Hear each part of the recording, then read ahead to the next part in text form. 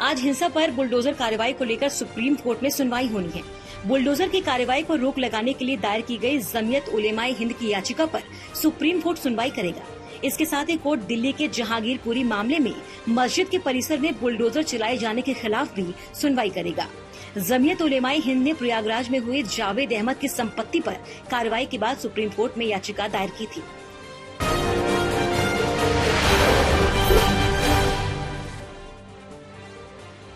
प्रयागराज में जुमे की नमाज के बाद हिंसा और बवाल के मामले में पुलिस ने बवाल करने वाले उपद्रवियों की तस्वीरें जारी की हैं।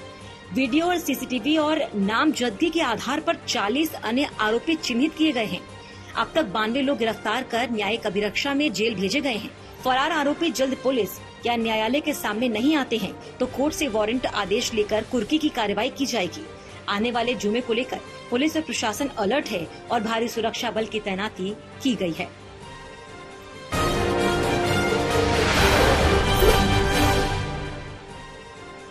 सेना में भर्ती के लिए केंद्र सरकार की अग्निपथ योजना का बिहार, राजस्थान और यूपी में विरोध शुरू हो गया।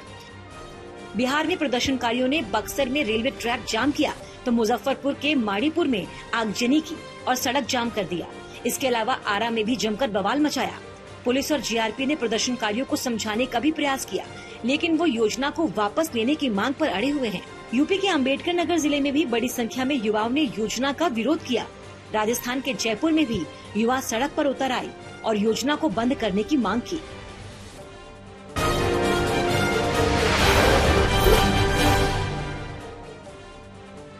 एनआईए कश्मीर घाटी के बारामूला में टेरर फंडिंग मामले में एलओसी ट्रेड से जुड़े लोगों के आवास पर छापेमारी की गई। एलओसी ट्रेड के जरिए जुटाया गया पैसा हिजबुल मुजाहिदीन, लश्कर ए तैयबा जैसे आतंकी संगठनों को एक सुव्यवस्थित नेटवर्क के माध्यम से भेजा जा रहा है। इतना ही नहीं, इस पैसे की मदद से जमात कश्मीर के युवाओं को आतंकवादी संगठनों में भर्ती करने का भी काम कर रहा है। इस छापेमारी के बारे में ज्यादा जानकारी सार्वजनिक नहीं की गई है।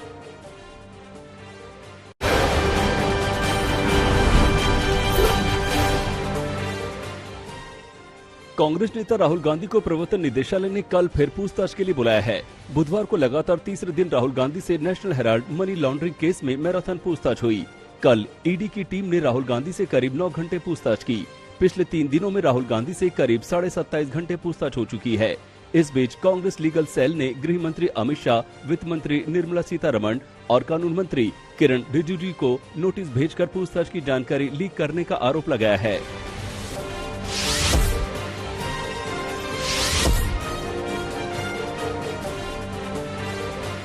राहुल गांधी से ईडी की मैराथन पूछताछ और दिल्ली के कांग्रेस दफ्तर में पुलिस के घुसने के मुद्दे पर आज कांग्रेस देश भर में राजभवन का घेराव करेगी।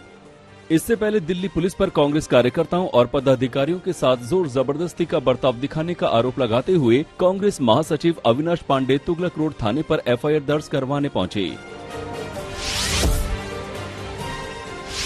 आज यहाँ पर हम एक ऑफिशियल पार्टी की ओर से एक एफआईआर यहाँ दर्ज करा रहे हैं और हमारी पूरी अपेक्षा रहेगी कि जो भी लोग वहाँ पर जिम्मेदार थे, जिन्होंने इसका आदेश दिया या वहाँ के जो अधिकारी थे, उन पर उचित कार्रवाई की जाए और एफआईआर उनके खिलाफ दर्ज की जाए।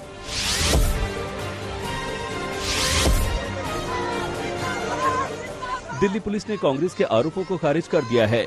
पुलिस के मुताबिक धारा 144 लगी होने और बार बार समझाने की कोशिश के बावजूद कांग्रेस कार्यकर्ता जमा हुए और प्रोटेस्ट करने की कोशिश कर रहे थे।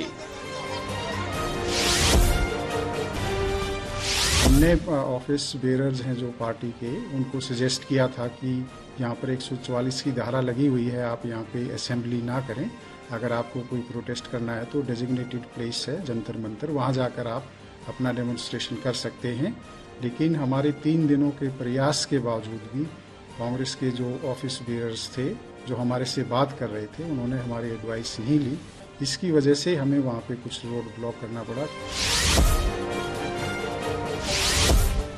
इस बीच पुलिस एक्शन के विरोध में कल शाम दिल्ली के कलावती सरन अस्पताल में कांग्रेस की स्टूडेंट विंग एनएसयूआई के 2 युवक पानी की टंकी पर चढ़ गए।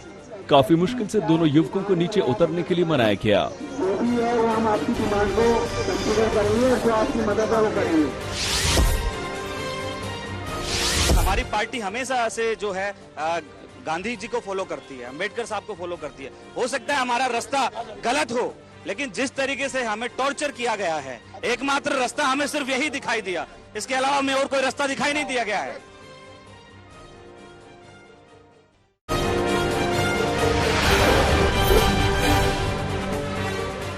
राष्ट्रपति चुनाव को लेकर पक्ष और विपक्ष दोनों कुनबे में रेस है। एक तरफ ममता बनर्जी ने जहां 16 विपक्षी दलों के साथ दिल्ली में बैठक की, वहीं इस मीटिंग के चंद घंटे बाद ही सत्ता पक्ष की ओर से रक्षा मंत्री राजनाथ सिंह ने कई नेताओं को फोन लगाया। राजनाथ सिंह ने राष्ट्रपति उम्मीदवार के लिए ममता, अखिलेश, खड़गे समेत विपक्ष के कई नेताओं से बात की। वहीं बिहार के सीएम नीतीश कुमार और नवीन पटनायक को भी फोन लगाया। सूत्रों की माने तो विपक्ष ने उम्मीदवार का नाम पूछा, जिस पर अभी कुछ फाइनल नहीं हुआ है।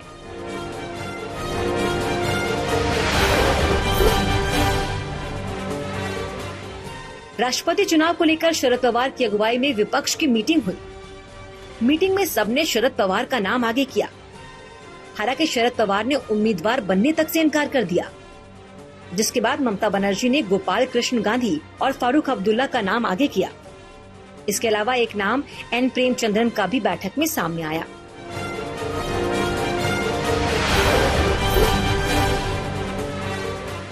विपक्ष की ओर से महात्मा गांधी के पोते गोपाल कृष्ण गांधी का नाम भी चर्चा में है। हालांकि गोपाल कृष्ण गांधी ने मंथन के लिए थोड़ा वक्त मांगा है। लेफ्ट ने सबसे पहले गोपाल कृष्ण गांधी का नाम आगे किया था, जिस पर ममता और शरद पवार ने सहमति जताई। हालांकि अब तक विपक्ष की ओर से किसी के नाम पर मुहर नहीं लगी है, लेकिन मीटिंग के बाद विपक्ष का कहना है कि सबकी सहमति से नाम आगे किया जाएगा।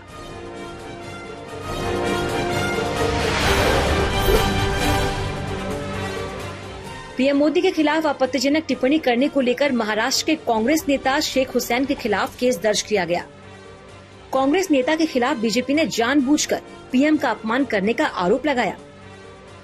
बीजेपी की शिकायत पर नागपुर पुलिस ने एफआईआर दर्ज की है। बीजेपी का कहना है कि प्रधानमंत्री के लिए अपशब्दों का इस्तेमाल करके कांग्रेस नेता हुसैन निचले स्तर तक गिर गए हैं। उन्हें 24 घंटे में गिरफ्तार नहीं किया गया तो बीजेपी आंदोलन करेगी।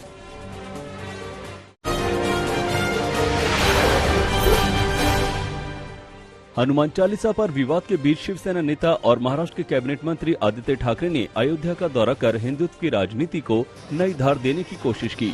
बुधवार को आदित्य ठाकरे संजय राउत पार्टी के दूसरे नेताओं के साथ अयोध्या पहुंचे। आदित्य ठाकरे ने रामलला के दर्शन किए, पूजा पाठ किया।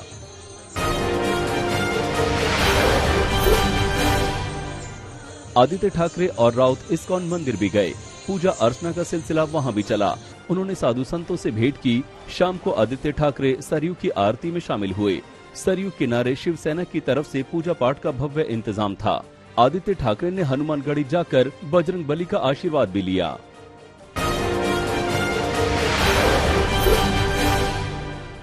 आदित्य ठाकरे का दौरा ऐसे वक्त में हो रहा है जब हनुमान चालीसा विवाद में बीजेपी के नेता शिवसेना पर पूरी तरह हमलावर हैं।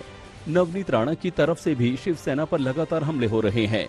आज तक से खास बातचीत में आदित्य ठाकरे ने कहा कि वो आस्था के चलते अयोध्या आए। राजनीति से उनके दौरे का कोई लेना देना नहीं।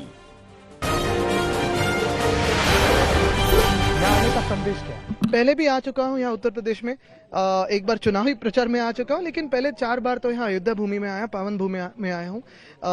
हर बार जब आता हूँ तो रामलला जी का दर्शन लेता हूँ, हनुमानगढ़ी हो, लक्ष्मण किला हो, साधु महंतों का दर्शन लेता हूँ, आशीर्वाद लेता हूँ। अच्छे कामों के लिए ही मैं दर्शन लेता हूँ, आशीर्वाद लेता हूँ। आपकी यात्रा को राजनीतिक यात्रा कहा गया। हनुमानगढ़ की महंत ने भी कहा कि आपके यहाँ जब हनुमान चालीसा का पाठ होता है तो वो जेल चले जाते। आज आप हनुमान लला के द्वार पर, आपके विपक्षी भी ट्वीट कर रहे हैं। बिल्कुल, हर एक को ट्वीट करने का अधिकार है। सभी को पता है कि हम यहाँ क्यों आए हैं, आशीर्वाद लेने आए हैं। ये कोई राजनीति इसमें नहीं है।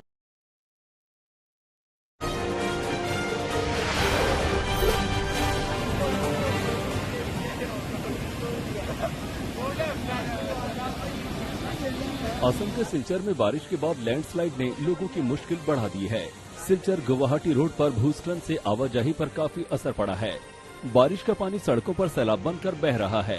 कई जगह सड़क पर कीचड़ का ढेर लगने से यात्रियों को काफी दिक्कत हो रही है।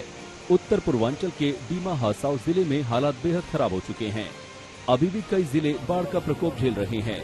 निचले इलाकों में रहने वाले हजारों लोगों को अपना घर छोड़कर पलायन को मजबूर होना पड़ा था।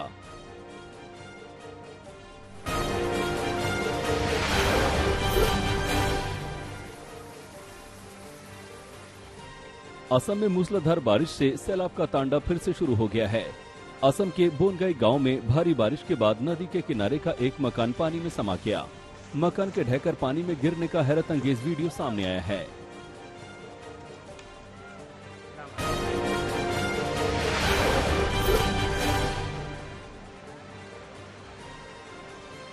असम के तामुलपुर में भी बाढ़ का तांडव जारी है। यहाँ बस्ती में पानी भरा हुआ है, घर बार पानी में डूब चुके हैं, पूरा इलाका पानी पानी नजर आ रहा है। यहाँ करीब 7,000 लोग बाढ़ से प्रभावित हुए हैं।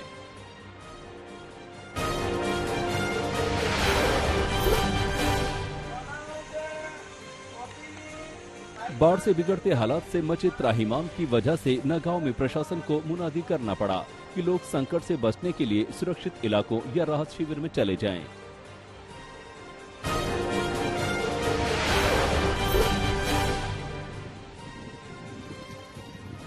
असम में बाढ़ बारिश से आई आपदा की ये दूसरी किश्त है।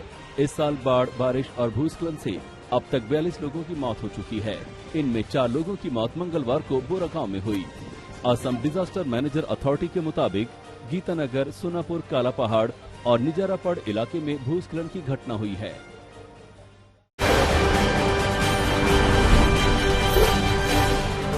झारखंड के गिरिडीह में 12 जून को 2 समुदायों के बीच हुए बवाल के बाद तनाव जारी है। पचम्बा के हटिया रोड पर लोगों में इतनी दहशत है कि कई हिंदू परिवारों ने अपने घर को बेचकर वहां से जाने का मन बना लिया, जिसके लिए लोगों ने मकान बिकाऊ के पोस्टर भी लगाए हैं। लोगों का आरोप है कि पुलिस निर्दोष लोगों पर कार्रवाई कर रही है।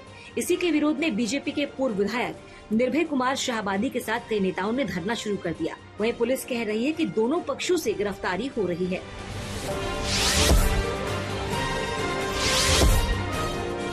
दिल्ली के खान मार्केट सब्जी मंडी इलाके में हादसे का सीसीटीवी वीडियो सामने आया है। यहां दिल्ली जल बोर्ड का तेज रफ्तार टैंकर बेकाबू होकर भीड़ में घुस गया, जिसके बाद सब्जी मंडी में अफरा तफरी मच गई। टैंकर की चपेट में कई लोग आ गए। उनमें 5 की हालत गंभीर है, जिनका इलाज जारी है। पुलिस ने बताया कि दिल्ली जल बोर्ड के टैंकर को जब्त कर लिया गया है। टैंकर मालिक के खिलाफ मामला दर्ज कर उसकी गिरफ्तारी भी हो गई है। हादसे का वीडियो 14 जून का है।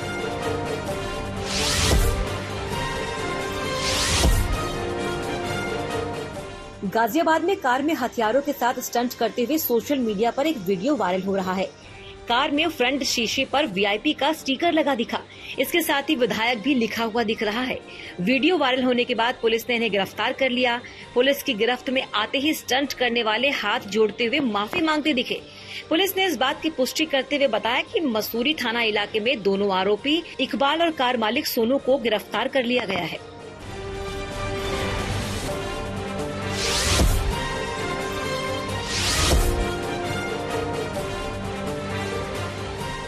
पंजाब के जालंधर में दिन दहाड़े 5 लाख रुपए की लूट की वारदात सीसीटीवी में कैद हो गई। गाजीगुल्ला रोड पर आइसक्रीम फैक्ट्री के बाहर बदमाशों ने 5 लाख की लूट की वारदात को अंजाम दिया। सीसीटीवी में दिख रहा है कि बाइक सवार बदमाश कार का शीशा तोड़कर कैश से भरा बैग लेकर आराम से फरार हो गया। पुलिस कह रही है कि सीसीटीवी की मदद से आरोपियों की पहचान की जा रही है और जल्द ही आरोपी सलाखों के पीछे होंगे।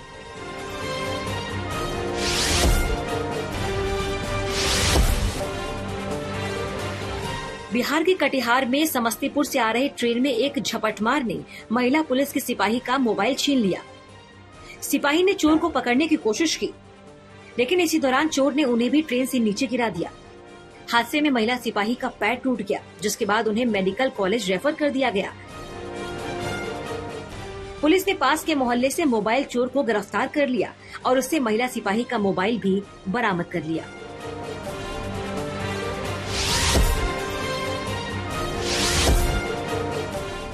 गुजरात के सूरत में देश की पहली स्टील स्लेग रोड का लोकार्पण केंद्रीय स्टील मंत्री रामचंद्र प्रसाद सिंह ने किया। ये रोड पायलट प्रोजेक्ट के तौर पर 1 किलोमीटर की बनाई गई है। सूरत के इंडस्ट्रियल एरिया हजीरा में ये प्रोजेक्ट मिनिस्ट्री ऑफ स्टील ने CSIR और सेंट्रल रिसर्च इंस्टीट्यूट को स्पॉन्सर किया है। 6 लेन के इस रोड में कुल 5 लेयर हैं। देश में पहली बार किसी जगह पर इस तरह के मटेरियल से रोड बनाई गई है। अब रिसर्च के बाद देश में ऐसी सड़कें बनाई जा सकेंगी।